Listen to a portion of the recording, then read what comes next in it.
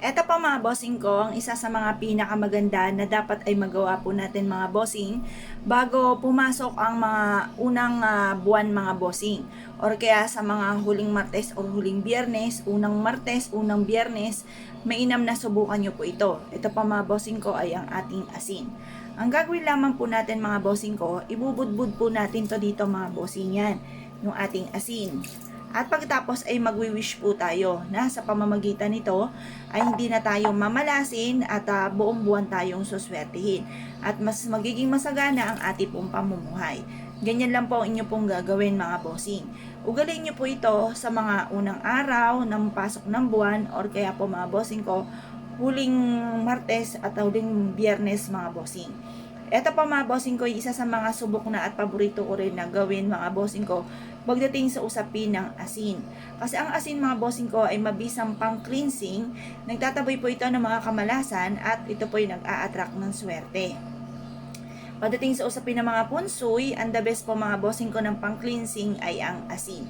Kagaya na na-share ko nga po sa inyo, sa isang resort na pinuntahan namin, ay napakaraming tao, fully book na po sila at hindi na halos tumanggap ng mga walk-in dahil sa punong-puno na ang kanilang resort mga bossing. At doon ay napansin ko, may malaki silang bowl ng asin mga bossing ko sa main entrance ng kanyang negosyo. Samantalang ang mga katabi po niyan mga bossing ay halos wala ng tao, halos napakatahimik at kumbaga konti na lang ay magsasara na mga bossing.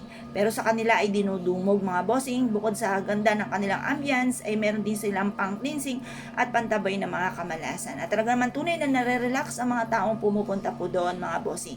Subukan nyo po ito. Kung kayo po isa sa mga mahilig sa mga pampaswerte, wag na wag ka magpapawala nito dahil ako po isa sa mga magpapatotoo na sinuwerte sa pamamagitan ng ganitong mga pamamaraan. Kung naniniwala ka at naisyo po itong gawin, lumarga po kayo. Dahil ito po ay makakatulong upang sa ganon ay mabilis yung ma-achieve ko anuman po ang mga ninanais ninyo. Proven po ito mga bossing.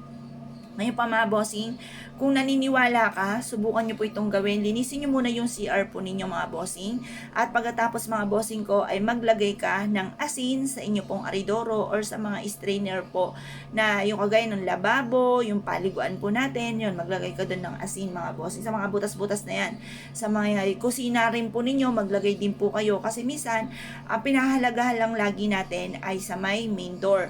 Hindi na masyado natin napapansin yung mga butas-butas na ganito mga bossing ko na dinadaluyan ng mga madudumi mga bossing. Lalo na sa gabi, maraming mga lumalabas dyan. Kung hindi po yan malinis, hindi kayo maglalagay ng ganito kung ano-ano ang papasok po dyan or maglalabas-masok ng mga bad spirit or negative po mga bossing. Kung kayo po isa sa mga naniniwala at naisyo po itong gawin, huwag ka na magpatumpik-tumpik pa, subukan nyo po ito, proven po ito mga bossing. Kung ikaw ay isa sa mga naniniwala, mahilig ka sa mga pampaswerte, ay siya, lumarga po kayo at ito po ay makakatulong upang sa ganon ay magtuloy-tuloy ang agos ng swerte. Kaya kung po pinaniwala mga bossing, ay siya, good luck po sa inyo po lahat.